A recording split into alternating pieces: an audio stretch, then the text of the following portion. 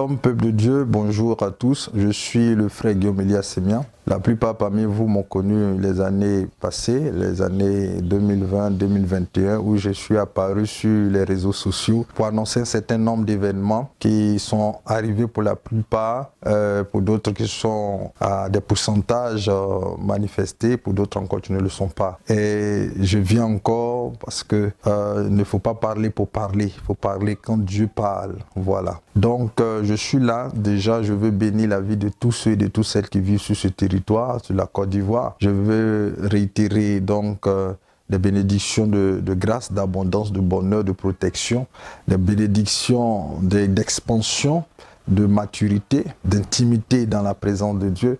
Voilà donc ces bénédictions que je formule pour vous de la part du Seigneur. Les années passées, j'avais annoncé certaines choses qui sont arrivées. Pour ceux qui voudraient savoir de quoi il s'agit, vous pouvez vous référer aux vidéos que j'avais faites dans le temps. Vous avez constaté qu'à un moment donné, j'ai disparu de tout ce qui est réseaux sociaux parce qu'il fallait que je fasse le point. Si je reviens encore aujourd'hui, après ce long moment d'absence, c'est certainement que Dieu a quelque chose à dire au travers de moi, à la nation ivoirienne et à tous ceux qui vraiment espèrent dans sa délivrance. J'aimerais rassurer chacun de vous que les pensées du Seigneur par rapport à cette nation n'ont pas changé. Il a pour cette nation des pensées de bonheur, des pensées de grâce, des pensées d'élévation. Certainement, chacun de nous a pu constater que beaucoup de choses qu'on a dites ici se sont réalisées. Dans une vidéo, je disais notamment de la part du Seigneur, je donnais des révélations concernant un esprit de débauche qui sera relâché sur la Côte d'Ivoire à un certain moment pour que chacun de nous soit conduit dans une forme de perversion, de corruption de nos habitudes, de nos valeurs. Et ce, aujourd'hui, nous pouvons le voir. Regardez autour de vous, il y a une recrudescence de personnalités qu'on dit publiques qui s'adonnent à certaines pratiques. J'avais parlé de chaînes de télévision qui allaient naître ça et là et dont la mission serait de pervertir la jeunesse. J'avais annoncé des concerts qui allaient permettre ou des spectacles qui allaient permettre à l'ennemi de se manifester et d'infester la plupart des gens. Aujourd'hui, nous le voyons. Aujourd'hui, des personnes qui se disent influenceurs, influenceuses viennent sur des chaînes nationales, des chaînes locales pour pouvoir véhiculer des mœurs qui sont légères. Et l'autorité ne fait rien pour aller contre ces choses-là. Des personnes qui se disent être des influenceuses ou des influenceurs mènent une vie qui n'est pas honorable. Et c'est ce qu'on présente aujourd'hui comme modèle de vie pour notre jeunesse. Et vous voyez que nous sommes en train de vraiment perdre les valeurs. Lorsque des personnes disent venir de la part du Seigneur et annoncent des choses que le Seigneur n'a pas prescrites, notamment la polygamie, légitimer ce genre de pratique ou goûter la femme, appeler la femme d'un nom dégradant, gibier. On voit toutes ces choses dans cette nation et puis on ne fait rien. Bien aimé, je veux faire avec toi une lecture spirituelle des choses qui sont en train d'arriver dans le pays où nous sommes. Nous savons que la Côte d'Ivoire est dans un temps de latence par rapport à la colère de Dieu. Parce que Dieu est en train d'espérer que ce peuple se repente. On a plusieurs fois parlé sur les réseaux sociaux, dans les rues, crié pour que le peuple de Dieu en Côte d'Ivoire se repente. Vous savez, Dieu ne fait rien sans qu'il ne l'ait révélé à ses serviteurs les prophètes, dit la Bible. Et c'est pourquoi, au temps du prophète Jonas, les Ninivites étaient dans cette position, sous un jugement. C'était donc une période où Dieu voulait frapper le peuple de Ninive, la ville de Ninive. Il a envoyé sa voix au travers de Jonas le prophète. Et Jonas a annoncé de sorte à ce que les autorités, les décideurs, les chefs et le peuple se soit humilié et que Dieu soit revenu sur sa position. Le peuple de Ninive n'a pas été détruit. Qu'est-ce qui se passe? Le problème réel, c'est que Satan doit souiller l'épouse pour que l'époux la rejette. Comment il va s'y prendre? Il va donc pousser à travers des esprits impurs le peuple à s'adonner à certaines pratiques dégradantes. Donc, c'est ce qui va arriver au temps de Noé. Au temps de Noé, la Bible dit les gens se mariaient, les gens faisaient tout ce qu'ils avaient à faire, ils vaquaient à leurs occupations et le déluge est venu. Comprenez? Quand le péché atteint un certain pic, Dieu n'a d'autre choix que de le livrer au destructeur. Ce qui est arrivé au temps de Noé arrivera encore dans les nations à la suite des temps. Au temps de Lot et d'Abraham, ce qui est arrivé à Sodome et à Gomorrhe arriveront encore à la fin des temps. Et aujourd'hui, lorsque nous regardons, c'est ce qui se passe.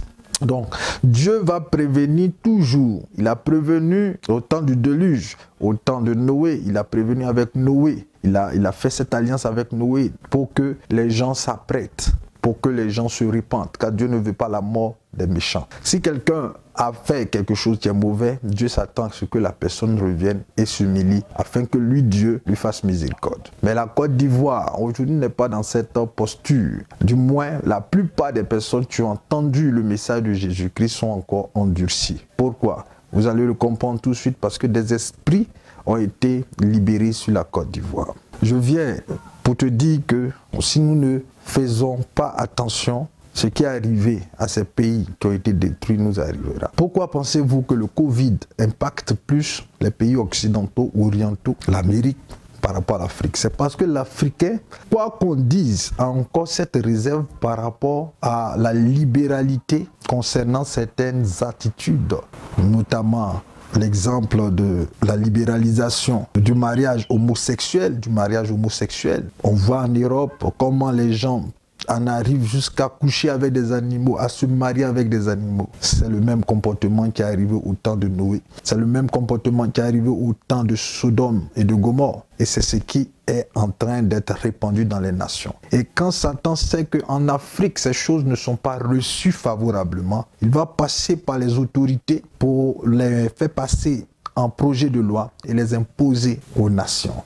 Dans tous les cas, le résultat sera le même. Voilà pourquoi, bien-aimés, je suis venu vous annoncer cela. Bien-aimés, lorsque Dieu envoie des prophètes dans les nations, c'est pour que les prophètes soient des veilleurs et qu'ils prennent ce que Dieu a intercepté et qu'ils les donnent au peuple pour que le peuple ait l'attitude qu'il faut. Voilà pourquoi je suis là devant vous. Je suis venu crier pour que mon peuple se mette en intercession, pour que mon peuple commence à demander pardon, à crier à Dieu. Il ne s'agit pas de faire le buzz. Il ne s'agit pas de faire des scandales. Car la Bible dit malheur à celui par qui le scandale vient. Aujourd'hui, ce qu'on appelle le buzz, ce n'est que du scandale. Homme de Dieu, enfant de Dieu, toi qui as reçu la grâce de rencontrer Christ, qui a été renouvelé dans ta conscience, je t'appelle aujourd'hui à investir les rues de Côte d'Ivoire, à investir les places publiques, à investir les cafés et à prêcher à ton voisin, à tes enfants, pour que leur cœur revienne à Dieu le Père. Parce que la Bible dit, personne ne sait le jour où le Seigneur va venir. Donc ce jour-là, personne ne le sait. Ça va surprendre les gens. La Bible dit dans Matthieu 24 que de même que les gens étaient en train de s'amuser, de se marier, de vivre une vie qui semblait tout à fait normale, de même, ils ont été surpris par le déluge. C'est vrai que Dieu a juré de ne plus agir de la sorte, mais Dieu a 4 châtiments par lesquels il frappe les nations. L'une d'elles qui est en train de se manifester aujourd'hui, c'est la peste. C'est ça qui est le Covid. Le Covid n'impacte pas l'Afrique comme il impacte l'Occident. Pourquoi? Parce que la mentalité africaine n'a pas encore adhéré à l'imposture. Voilà pourquoi vous comprendrez qu'il y a toute cette mise en œuvre pour pouvoir investir ou imprégner les nations de ces attitudes. Voilà, bien aimé, je suis venu ce soir. Je ne vais pas être trop long. C'est pour appeler le corps du Christ. On est prophète par la grâce de Dieu, nous tous. C'est vrai qu'il y a ceux qui sont des dons à l'église, qui sont des prophètes de naissance. Il y a d'autres qui ont reçu des dons de prophétie. Voilà, donc entrons dans les rues, allons dans les villages, dans les villes, au carrefour, prophétisons. Cette année, ne nous taisons pas, prophétisons. Imprécation contre imprécation, parole contre parole, autel contre autel. Christ aura le dessus. Alléluia, à condition que nous soyons des véhicules par lesquels il va investir cette nation de sa puissance. Nous sommes là, vous êtes frustrés parce que les choses ne bougent pas, mais certainement parce qu'il y a beaucoup de choses qui se font dans le monde invisible. Dieu m'a montré 4 esprits qui ont été relâchés sur la nation. L'esprit de Jézabel ou la grande prostituée, Babylone encore, son nom, la sirène des eaux, tous ces esprits, des femmes qui sont auprès des dirigeants, qui les manipulent. comprenez que nous sommes vraiment dans la fin des temps. Il y a l'esprit du dragon rouge qui est sur la Côte d'Ivoire, qui fait que personne n'arrive à se plaindre, à parler. C'est un esprit qui effraie, c'est un esprit qui vole l'audace, c'est un esprit qui tue le courage. Et c'est cet esprit qui a été soufflé sur la Côte d'Ivoire. Un troisième esprit, le faux prophète, il est aussi là. Parce que c'est pas lui que l'apostasie doit toucher l'église. Pour que ceux qui sont en dehors de l'église et même qui sont dans l'église puissent abandonner la foi. À cause des agissements de ceux qui se font appeler serviteurs de Dieu mais qui ne le sont pas. Des scandales qui éclateront partout en tachant le nom des serviteurs de Dieu et de l'église. C'est à dessein que Satan est en train d'agir ainsi. Et finalement, le quatrième esprit, la bête. Alléluia. C'est cet esprit qui contrôle les nations. Vous avez entendu un certain président dire, la bête est arrivée, la bête est arrivée. Et la bête est en train de sévir. Allez écouter mes prophéties que j'ai faites l'année dernière ou l'année passée. Vous allez voir, j'ai parlé de la bête. J'ai parlé des chrétiens qui partaient en rang dispersé, qui donnaient la force aux ténèbres d'agir. Aujourd'hui, nous ne prêchons pas Jésus-Christ, nous prêchons pour nos dénominations. Et c'est une distraction. Remettons-nous au travail. Je viendrai par la grâce de Dieu à un autre moment donner une autre lecture. Faire le point des réalisations de toutes les prophéties pour que vous puissiez avec nous donner gloire à Dieu. Nous sommes en intercession. C'est vrai que nous ne sommes pas sur les réseaux sociaux tout le temps. Il y en a aussi qui le font. Et nous bénissons Dieu pour toutes ces assemblées qui ne manquent pas de prier pour le pays, de prier pour les familles, de prier pour les hommes qui vivent dans cette nation. Alors notre Seigneur Dieu aura une force pour pouvoir agir, parce que Dieu a donné la terre aux hommes. Il ne peut intervenir sans que les hommes ne lui aient donné l'autorisation. C'est un Dieu d'ordre. Bien-aimés frères et sœurs, c'est le message que je vous apporte de la part du Seigneur. Dieu m'a dit de te dire qu'il t'a donné l'onction prophétique pour deux choses. Pour que tu vois, pour que tu parles. Cette nation est une nation de prophètes. C'est indéniable. Nous voyons, mais nous manquons de parler. Il faut que nous descendons dans les rues pour parler. Il faut que nous arrivons au carrefour pour parler. Il faut que nous restons dans les maisons pour parler. Nous, prophètes, devons parler. Nous devons parler. Comment cela se passe? Lorsque Dieu te montre quelque chose, la chose peut être en rapport avec quelque chose qui a été fait dont l'impact sur le présent est négatif ou même positif. Dieu peut te montrer quelque chose qui va arriver et qui va impacter le futur ou le présent proche. C'est pourquoi, lorsque Dieu te montre, toi, tu es messager de Dieu, qui est prophète, qui parle par délégation de pouvoir de la part de Dieu, tu as le pouvoir de modifier le cours des choses dans l'espace et dans le temps. Le prophète a ce pouvoir de voir ce que Dieu voit, de percevoir ce que Dieu perçoit et de changer, de monter en esprit pour aller modifier l'influence de ces choses sur la vie des hommes dans le présent ou dans un futur très proche. Lorsque Dieu te montre par exemple une maladie qui arrive, c'est pour que tu parles. Parce que la parole qui sort de la bouche de Christ est esprit et vie. Au commencement, cette parole était avec Dieu, elle était Dieu. Désormais, elle est en toi. Toi qui es né de nouveau, toi qui as l'esprit de prophète, tu parleras. Cette parole a le pouvoir de créer, de détruire. La Bible dit dans le livre de Jérémie chapitre 1, que Jérémie, je mettrai ma parole dans ta bouche pour que tu abattes, pour que tu plantes, pour que tu abattes, pour que tu plantes, pour que tu détruises, que tu bâtisses. Donc la parole a deux mandats. C'est pourquoi ceux qui ont fait allégeance au diable détruisent par la parole. Mais nous aussi, nous avons le pouvoir de bénir la nation. Voilà, bien-aimés frères et sœurs, ton rôle.